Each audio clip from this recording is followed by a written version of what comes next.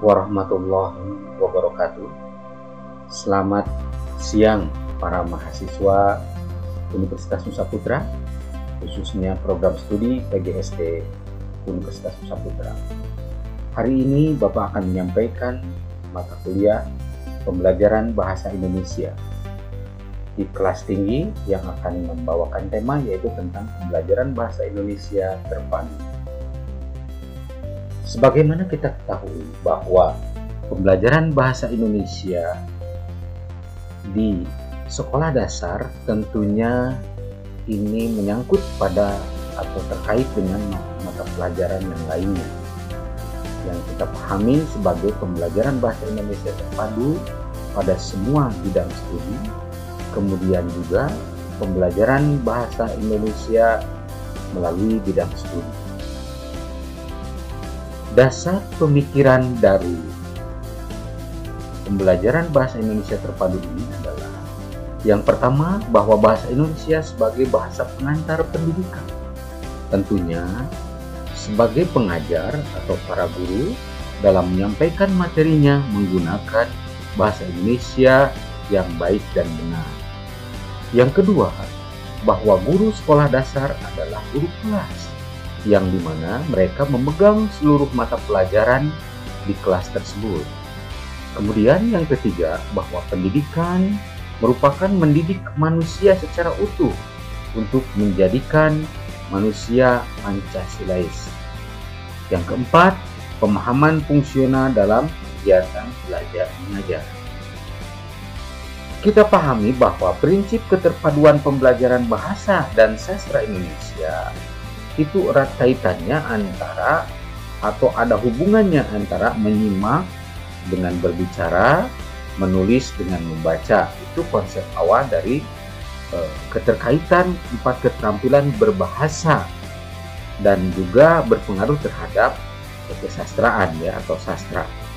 Kita pahami bahwa keterpaduan pembelajaran bahasa Indonesia meliputi komponen kebahasaan, pemahaman, dan penggunaannya.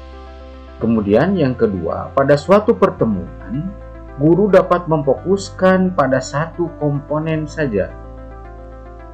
Nah, kita lihat dan perhatikan bagan di atas ini atau paradigma di depan layar saudara. Hubungan antara keterampilan berbahasa. Kalau kita pahami ada 4 keterampilan yaitu menyimak, berbicara, membaca, dan menulis. Dari keempat keterampilan ini kita dibedakan bahwa menyimak dan berbicara itu menyangkut keterampilan berbahasa lisan atau ya lisan atau tuturan. Kemudian keterampilan berbahasa membaca dan menulis merupakan tulisan atau tulis.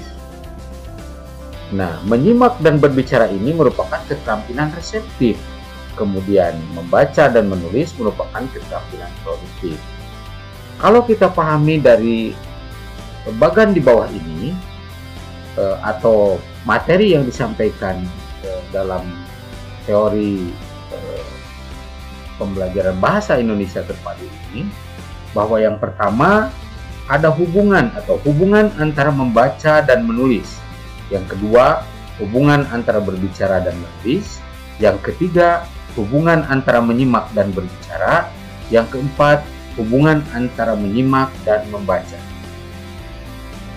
Jika kita pahami dari teori yang disampaikan oleh Bucin dan Schwartz tahun 1983 bahwa 3 prinsip mencapai keterpaduan dalam pembelajaran bahasa Indonesia terpadu atau dalam pembelajaran bahasa terpadu.